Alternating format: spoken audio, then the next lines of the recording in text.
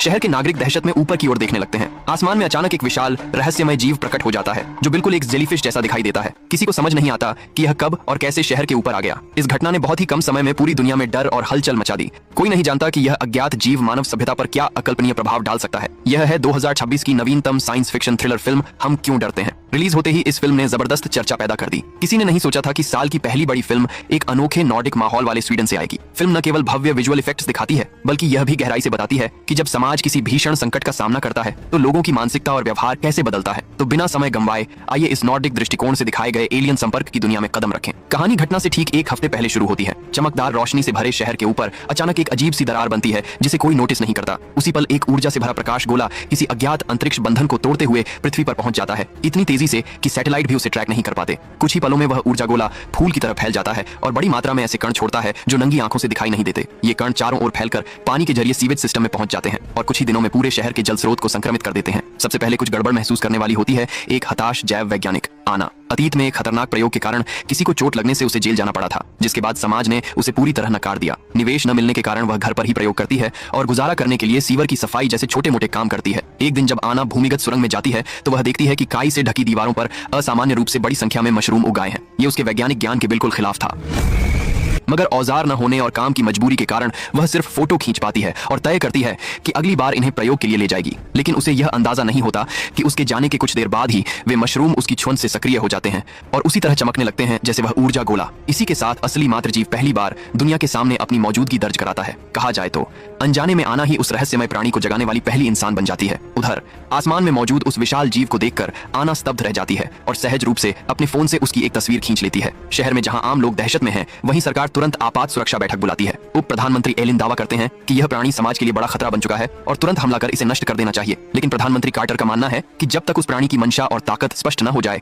और वह आक्रामक व्यवहार न दिखाए तब तक धैर्य रखना ही बेहतर है। मामला और भी संवेदनशील हो जाता है क्योंकि अगला चुनाव नजदीक है और दोनों नेता इस ऐतिहासिक फैसले का श्रेय खुद लेना चाहते हैं। सरकार के भीतर अलग अलग गुटों के बीच इस मुद्दे पर तीखी बहस शुरू हो जाती है। लेकिन चूंकि इस समय एलिन अभी भी दूसरे नंबर की नेता होती है, इसीलिए वह अंततः इस राजनीतिक टकराव में हार जाती है। हालांकि समझौते के तौर पर प्रधानमंत्री कार्टर सैटेलाइट के जरिए उस रहस्यमय वस्तु की उत्पत्ति की जांच का आदेश देते हैं। साथ ही सेना को भी अलर्ट पर रहने और किसी भी कार्रवाई के लिए तैयार रहने को कहते हैं। दूसरी ओर आना जब ध्यान से खींची गई तस्वीर को देखती है तो उसे एक चौंकाने वाली बात पता चलती है। आसमान में मौजूद वह अजीब जीव आकार में बिल्कुल वैसा ही लगता है जैसा सीवर में उगे मशरूम। ये सुराग मिलते ही वह तुरंत पुलिस को सूचना देने की कोशिश करती है, लेकिन तब तक आधिकारिक हेल्पलाइन पर घबराए हुए नागरिकों की इतनी कॉल आ चुकी होती है कि किसी का फोन लग ही नहीं पाता। मजबूर होकर आना यह जानकारी अपने पति आरविन को देती है, मगर वह इसे सिर्फ एक संयोग मानता है और आना से कहता है कि वह तुरंत घर लौट आए, सामान समेटे और जान बचाकर शहर से निकल जाए। इसी दौरान पूरी दुनिया में इस खबर को लेकर होड़ मच जाती है। अमेरिका तुरंत अपनी टीम भेज देता है और दबंग अंदाज में दावा करता है कि भले ही वह एलियन स्वीडन के आसमान में हो, लेकिन चूंकि वह पृथ्वी का नहीं है इसलिए यह एक अंतरराष्ट्रीय मामला बन जाता है। उनका कहना होता है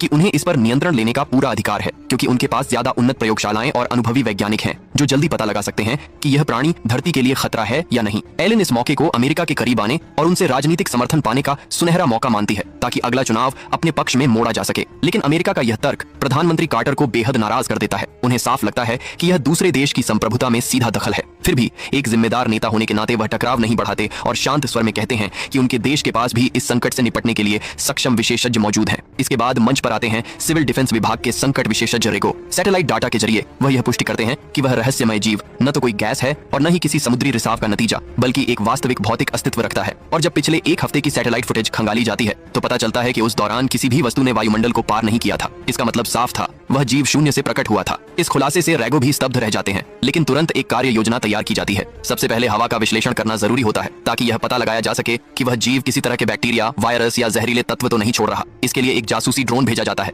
लेकिन जैसे ही वह उस प्राणी के पास पहुंचता है उसका सिग्नल पूरी तरह खत्म हो जाता है। हालांकि इसी से यह तय हो जाता है कि वह एलियन किसी न किसी प्रकार की ऊर्जा से युक्त एक जीवित प्राणी है। लेकिन इससे पहले कि वैज्ञानिक कोई और निष्कर्ष निकाल पाते, उत्तेजित हुआ वह बाहरी जीव एक बार फिर अपना रूप बदलना शुरू कर देता है। देखते ही देखते वह रहस्यमय जीव बारिश की तरह अपने शरीर से भारी मात्रा में तरल पदार्थ बरसाने लगता है। खुद को इससे बचाने के लिए लोग इधर उधर भागने लगते हैं, लेकिन एक महिला उस तरल की चपेट में आ जाती है और अचानक उसका पूरा शरीर झटकों से कांपने लगता है। वह जमीन पर गिर पड़ती है। ये दृश्य देखकर आसपास मौजूद लोग और भी ज्यादा डर जाते हैं। कोई भी बाहर निकलकर मदद करने की हिम्मत नहीं करता। सब बस दूर से देखते रहते हैं और वह महिला अज्ञात तरल की बौछार के बीच धीरे धीरे दम तोड़ देती है। हालांकि बाद में सरकारी जांच में बारिश जैसे उस तरल में किसी भी प्रकार का वायरस या जहर नहीं पाया जाता। रिपोर्ट के अनुसार महिला की मौत का कारण अचानक पड़ा मिर्गी का दौरा था, लेकिन तब तक उसकी मौत का वीडियो इंटरनेट पर तेजी से फैल चुका होता है। अब लोगों को पूरा यकीन हो जाता है कि यह बाहरी जीव इंसानी जिंदगी के लिए खतरा है। जनता की दहशत बेकाबू हो जाती है। हालात संभालने के लिए सरकार मजबूरन शहर खाली करने का आदेश जारी करती है, लेकिन प्रेस कॉन्फ्रेंस में एलन मीडिया का सहारा लेकर कार्टर पर तीखा हमला करती है। वह खुलेआम सवाल उठाती है कि पहले ही सैन्य कार्रवाई क्यों नहीं की गई और इसी बहाने उनकी छवि पर राजनीतिक दाग लगाने की कोशिश करती है ताकि आने वाले चुनाव में फायदा उठाया जा सके। उधर अमेरिका भी मौके का फायदा उठाते हुए अंतर्राष्ट्रीय सुरक्षा कानून का हवाला देता है और एक बार फिर मामले को अपने हाथ में लेने की मांग करता है। दबाव बढ़ाने के लिए वह पास के समुद्री इलाके में एक एयरक्राफ्ट कैरियर तक तैनात कर देता है। इसी बीच वह बाहरी जीव एक बार फिर बदलने लगता है। उसका शरीर लगातार चमकने लगता है। चारों ओर से बढ़ते दबाव के चलते प्रधानमंत्री कार्टर को आखिरकार समझौता करना पड़ता है। वह घोषणा करते हैं कि अगली रात उस अज्ञात वस्तु पर विनाशकारी हमला किया जाएगा, लेकिन दूसरी ओर लगातार निगरानी कर रही आना के मन में कुछ और ही चल रहा होता है। वह तुरंत फिर से भूमिगत सुरंगों में पहुंचती है। वहां जाकर वह देखती है कि वही मशरूम भी उसी लय में चमक रहे हैं और जब उन चमकते मशरूमों को ध्यान से देखा जाता है तो वे मिलकर किसी वाक्य का संकेत देते प्रतीत होते हैं। अब आना को पूरा यकीन हो जाता है कि इन मशरूमों और आसमान में मौजूद जीव के बीच गहरा संबंध है। वह कुछ मशरूम तोड़कर अपने साथ ले जाती है ताकि उन पर शोध कर सके। जब उन्हें काटा जाता है तो उनके अंदर से सुनहरे रंग का तरल बहने लगता है, लेकिन पैसों की कमी के कारण उसका सस्ता माइक्रोस्कोप उस तरल की संरचना पहचानने में असमर्थ रहता है। मजबूर होकर आना चोरी छिपे एक पेशेवर शोध केंद्र में घुस जाती है। चूंकि निकासी के कारण वहां ज्यादा लोग नहीं होते, बस एक बूढ़ा गार्ड डॉग उसे देख लेता है। कुत्ता लगातार चौकन्ना होकर गुर्राने लगता है। आना घबराकर अपने बैग से थोड़ा सा खाना निकालती है। अचरज की बात यह होती है कि गार्ड डॉग केवल उसकी गंध सूंघते ही शांत हो जाता है। इतना ही नहीं, वह खुद उसे प्रयोगशाला तक ले जाता है। कुछ ही देर में आना डेटा एनालिसिस पूरा कर लेती है और पता चलता है कि उस तरल में भारी मात्रा में हाइड्रोजन मौजूद है।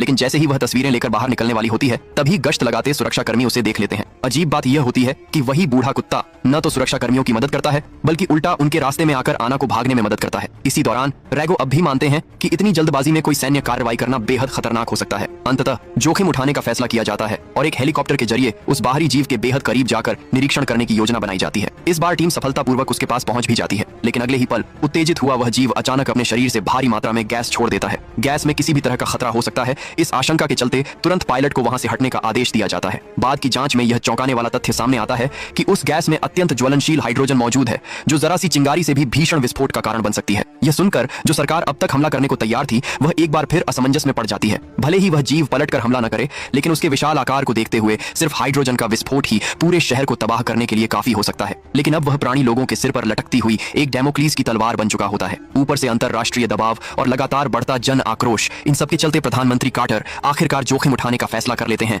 और उसे गिराने का आदेश दे देते हैं। जल्द ही रात गहराने लगती है। पूरा शहर खाली कराया जा चुका होता है। सड़कें सुनसान पड़ी होती हैं। इसी बीच आना किसी तरह घटनास्थल तक पहुंच जाती है, लेकिन अंदर जाने से पहले ही सैनिक उसे रोक लेते हैं। तभी संयोग से रैगो वहां से गुजरते हैं। वह आना को चिल्लाते हुए सुनते हैं कि उस बाहरी जीव के शरीर में हाइड्रोजन है और उसे गिराने से भयानक विस्फोट हो सकता है। यह सुनते ही रैगो समझ जाते हैं कि आना कुछ अहम जानती है। वह तुरंत सैनिकों को उसे अंदर जाने देने का आदेश देते हैं। अब आना को मौका मिलता है कि वह अपनी पूरी खोज सामने रख सके। वह बताती है कि सीवर में उगे मशरूम असल में उसी बाहरी जीव के प्रजनन से बने बीजाणु हैं। उनका उद्देश्य शायद इंसानों से संवाद स्थापित करना है, और सिर्फ संदेश ही नहीं, बल्कि ये मशरूम वातावरण को स्थिर रखने या किसी तरह का संतुलन बनाने का भी काम कर सकते हैं। आना की बात सुनते ही रैगो तुरंत लौटकर हमले को रोकने का प्रस्ताव रखते हैं। प्रधानमंत्री कार्टर अंदर ही अंदर उनकी बात से सहमत होते हैं, लेकिन इतने कम सबूतों के आधार पर वह भारी राजनीतिक और अंतरराष्ट्रीय दबाव के बीच योजना बदलने की हिम्मत नहीं कर पाते। कार्टर साफ कहते हैं कि अब कार्रवाई में सिर्फ 1 घंटा बचा है। अगर इस दौरान और ठोस निर्णायक सबूत पेश किए जा सकें, तभी वह इस ऑपरेशन को रोकने का फैसला लेकर सभी पक्षों के सवालों को चुप करा पाएंगे। इस वक्त पूरी दुनिया की नजरें इसी घटना पर टिकी हुई होती हैं, इसलिए अब कोई भी खुलकर कदम नहीं उठा सकता। सब कुछ गुप्त रूप से करना पड़ता है। सीमित संसाधनों और लोगों की कमी के कारण रैगो के पास आना के अलावा कोई और विकल्प नहीं बचता। दोनों तुरंत साथ आ जाते हैं और मिलकर काम शुरू करते हैं। जब आना यह अंदाजा लगाती है कि मशरूम ही शायद बाहरी जीव से संवाद करने का माध्यम है, तो रैगो बिना किसी हिचकिचाहट के एक मशरूम सीधे अपने मुंह में डाल लेता है। यह कोई महान बलिदान नहीं था, बल्कि सच यह था कि रैगो कैंसर से पीड़ित था और उसके पास ज्यादा वक्त नहीं बचा था। कुछ ही पलों में निडर रैगो को महसूस होता है कि वह जिस सोफे पर बैठा है वह धीरे धीरे नरम और धुंधला होने लगा है।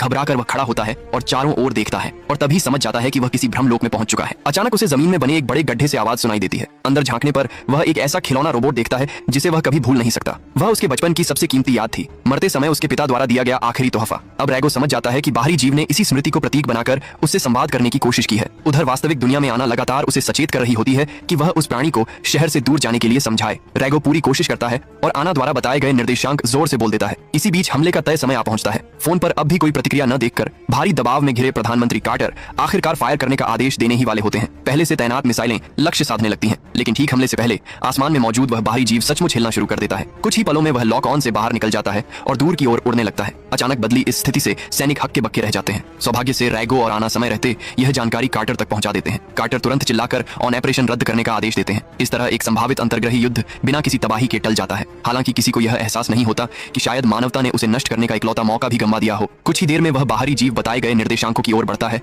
और एक घने आदिम जंगल के ऊपर जाकर ठहर जाता है। यह इलाका इंसानों से लगभग अछूता होता है, जहाँ किसी टकराव की स्थिति में बड़े नुकसान की आशंका नहीं रहती। लेकिन वहां पहुंचते ही वह प्राणी एक बार फिर बदलने लगता है। वह अचानक नीचे की ओर जोर से एक अजीब वस्तु उगल देता है। चूंकि निर्देशांक आना और रैगो ने दिए थे, इसलिए वे सरकारी टीम से पहले वहां पहुंच जाते हैं और इस नए परिवर्तन को देखने वाले पहले इंसान बनते हैं। दोनों तुरंत आगे बढ़कर उसका निरीक्षण करने लगते हैं। वह वस्तु किसी अंडे जैसी दिखाई देती है जो लगातार चमक रही होती है। उसकी बाहरी सतह पर एक पतली सी ऊर्जा परत चढ़ी होती है। आना साहस दिखाते हुए उसे छूती है। उंगलियों में हल्की सी सुन्नता महसूस होती है, लेकिन इसके अलावा कोई और प्रतिक्रिया नहीं होती। समय की कमी के कारण वह गहराई से जांच नहीं कर पाती। वह जल्दबाजी में आसपास की कुछ मिट्टी और कीचड़ एक कंटेनर में भर लेती है और वहां से निकल जाती है। सौभाग्य से फिलहाल संकट टल चुका होता है। अब आना के पास आराम से शोध करने का वक्त होता है, जबकि रैगो शक से बचने के लिए तुरंत वापस लौट जाता है। दोनों अस्थायी रूप से अलग हो जाते हैं। कुछ ही देर में सेना वहां पहुंचकर पूरे इलाके को अपने नियंत्रण में